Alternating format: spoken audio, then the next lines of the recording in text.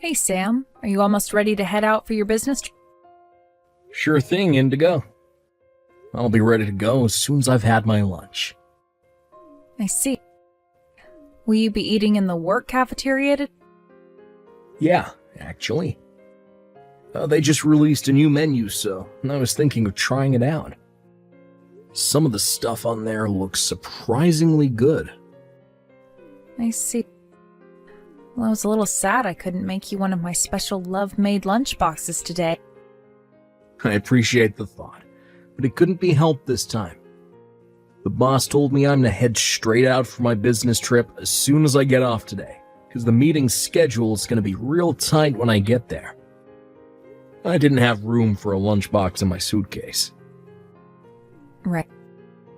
I guess the department you work in is notorious for having regular business trips.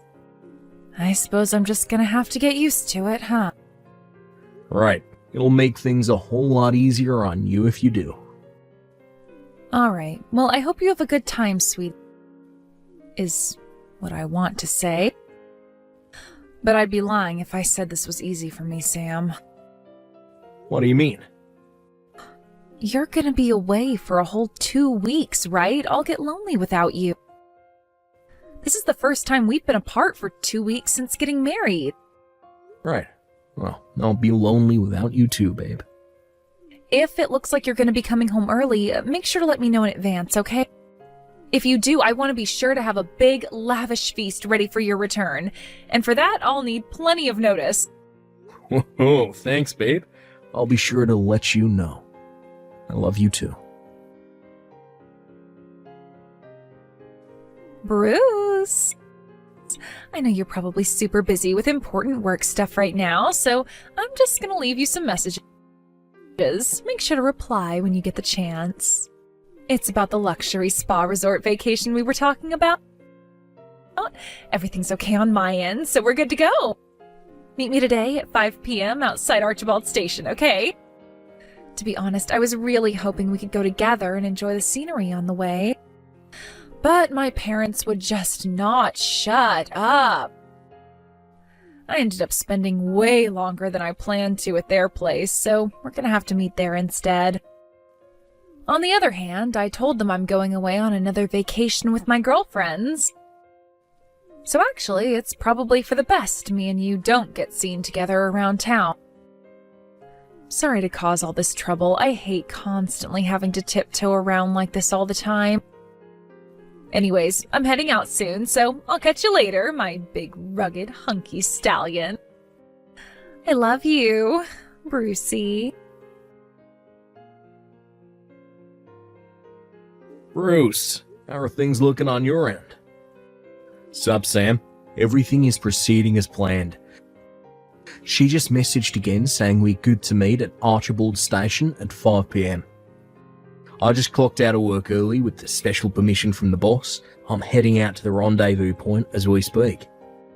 I should be there in just under 30 minutes. Roger that. I'm already here and I just got a seat inside the family restaurant we agreed to meet at. You'll find me in the left corner as you walk in, wearing a black baseball cap. Got it. But what?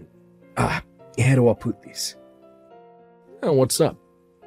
Look, I know I already said this a million times, and I know it's probably bugging you by now, but I really am sorry.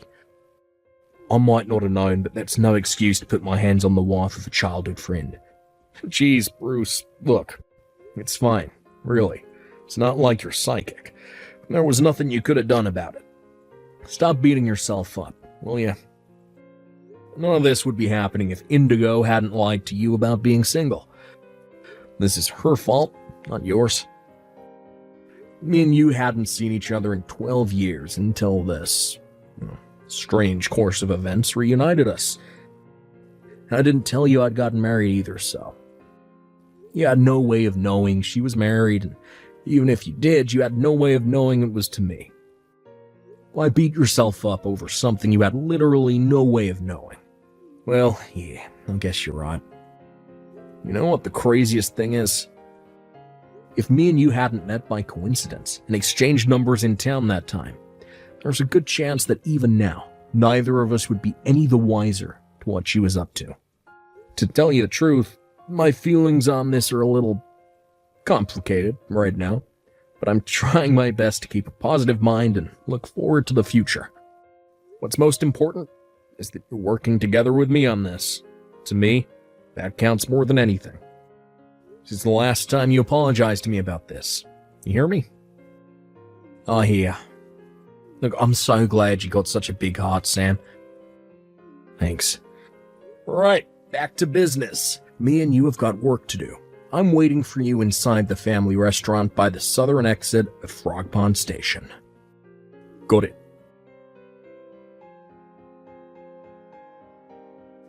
Hey, Bruce.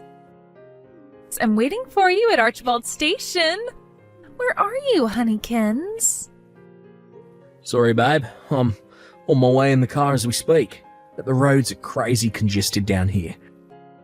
I just stopped in a hardware store parking lot so I could let you know. Oh, I see. Oh, looking at the state of the highway right now, it's looking like I'll be 1 or 2 hours late at this rate. It might be best if you get checked into the hotel first and wait for me. Can you do that? Okay, I will. Alright, I'm gonna start driving again. Catch you later. Alright, drive safe, baby. Good to go. Huh? Sam? Did you get off work already? Yeah. I'm on my way to the hotel now. Huh? A hotel? Oh, you mean the business hotel you usually stay at? Nope, you will never believe it. The boss is treating us all to a stay at a luxury spa resort. We're all going to be staying in a nearby 5-star hotel. Isn't that nuts? Oh, wow, I see. Oh, that's great, honey. What about you? How have you been? Oh, me? Nothing much, sweetie. I've just been cooking myself some supper is all. I see. Huh, that reminds me, Anyway, sweetie, I think I'm gonna go jump in the shower now. Oh, really? Not like you to shower this early. I think you talking about your luxury spa resort suddenly made me want to take one. Ah, that's so. Yep. Alright, well, I'm gonna get ready to jump in, so I'll catch you later. Cool. See you later, Indigo. Yeah, Indigo. I just got to the hotel lobby. What's our room number? Brucey, I've been waiting for you, big boy. You'll never guess what. This hotel is so posh. They don't even have room numbers. Our room is called the Wisteria Suite. Wow, really is the real deal, huh? Alright, I'm heading up. Hey, guess what? Our room's open-air jacuzzi is the bomb. Let's jump in and take a relaxing soak as soon as you get up here. I can't believe you barricaded yourself in the waiting room toilets. Like, I don't want to cause any of the other guests a nuisance, so let's do this here, over a message. What the hell is going on? What are you doing here, Sam? You were supposed to be away on business. Explain yourself. Sorry to have to break this to you, Indigo, but the whole business trip thing was a lie to bust your sordid affair out in the open. And you're with Bruce, too? Why would the both of you be here together? Is this all some kind of bad dream? What the hell do you both think you're playing at? I don't understand any of this. Me and Bruce are childhood friends. We go way back. What? We suddenly lost contact when his parents divorced and his mom took him to live in Philly sometime around junior high. We haven't spoken since. We got back in touch a little while back when we bumped into each other during a miraculous chance encounter in the town next to ours, where I was headed for a doctor appointment, and we exchanged numbers. Oh, when I told him I was married, showed him a picture of me and you. He said, "But that's my girlfriend." Supposedly, you met 4 months back at some group dating event. Isn't it a little odd that you'd be going to dating events when me and you were married? What the hell? You met him on the way to a freaking doctor's appointment? Does that kind of thing actually happen? Fact of the matter is that it did happen, Indigo. They do say it's a small world. Oh yeah. Your mom and dad are currently on their way to this hotel as we speak. What? Me and Bruce are outside your room to make sure you can't escape. No way, this can't be happening. Is this some kind of sick joke? You told my parents about this? What right did you have to go and do that, asshole? You can swear at me all you like, but fact of the matter is, we're getting a divorce. How are we ever going to get through this without telling them? What, were you going to pretend we were still married so they wouldn't find out what you did? Divorce? What? But why? I am actually amazed you have the nerve to ask me that. But you told me you loved me just earlier today. You do love me, don't you? How could you divorce me? Surely you don't mean that. Oh, that. No. Listen to me, sweetie. Me and you are going to rebuild this relationship. The flame of our passion will not be extinguished. Sorry, but someone already dumped a bucket of water over it. What? Believe me, I wanted to tell you to say, enjoy your lover's vacation, you cheating whore, more than anything. You have no idea how hard it was to pretend I didn't know about the affair. What? That's why we are absolutely never, ever rebuilding our relationship. I can assure you beyond any shadow of a doubt that we are unequivocally, indubitably, categorically, unquestionably never getting back together. That should have done it. Do you understand now? I can't wait to get this divorce finalized, see the back of you forever. Oh my God, I can't become a divorcee after barely 6 months of marriage. If the thought of losing me is so terrifying to you, why would you cheat on me in the first place? That's, Bet you didn't even consider the possibility I'd find out, did you? Bruce told me this. But apparently you said you felt like going to that dating event where you guys met was somehow just the right thing to do. Before signing up last thing on a spur-of-the-moment decision. You always did have a habit of acting on your whims without thinking of the consequences. Sometimes it could be fun. We'd end up excited in places I never would have thought to go to myself on days out and stuff. But I have to draw the line at being cheated on. Fine, I get it already. Just stop. Divorce it is.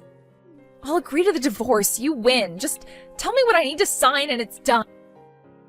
I hate the idea of being a divorcee, but I guess it's not so bad if I get to marry Bruce after. You really are the most delusional person I've ever met.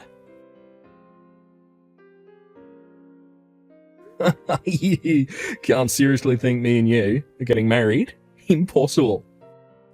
What? Bruce, why would you say that? You do love me, don't you? It looks like Sam is intent on divorcing me, which means there's nothing standing in the way of our love anymore. We can tie the knot and ride off into the sunset in bliss and happiness. Why would you say it's impossible? But the reason I went to that dating event was to find a serious partner, under the assumption we'd get married and have kids. I was looking for someone to settle down with, Indigo. Right, exactly. So we are going to get married, aren't we? I would have never dated you in a million years if I knew you were married. Huh? Not only that, but to think you were the wife of my childhood friend. My jaw almost hit the floor when I found out I was unknowingly participating in an act of unfaithfulness and betrayal because of your lies. Do you have any idea how much it hurt when I found out what you made me take part in? But, Bruce, baby, mine and Sam's divorce is already decided. And why do you seem to think that has any relevance to anything? I'm pissed with you for lying about the fact you were married in the first place. Can't you understand why I'd be a little upset after being lied to by a married woman after going to a dating event to find a wife? But like I just said, me and him are divorcing, so I won't be a married woman anymore. I'll be a free agent, baby, and there'll be nothing in the way of our happiness. My God, woman, you really are something else. This isn't a case of you divorcing so we can get married. This is a case of me never speaking to you again because you lied to me and made me betray my childhood friend. I'm pissed at you for lying to me and tricking me into dating you when you already had a husband, you goddamn moron. But Bruce... In my eyes, you're a failure as a human being at the point you don't realise what you did was wrong. Don't say things like that. I'll be exclusive to you from here on out. I love you and you only. Quit boring me with your nonsensical bullshit, woman. Oh, apparently your parents just pulled up? What? Already? I never want to see you again for as long as I'll live.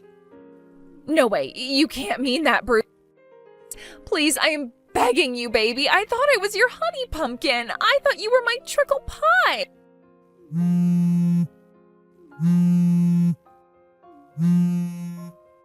Bruce? Bruce? No!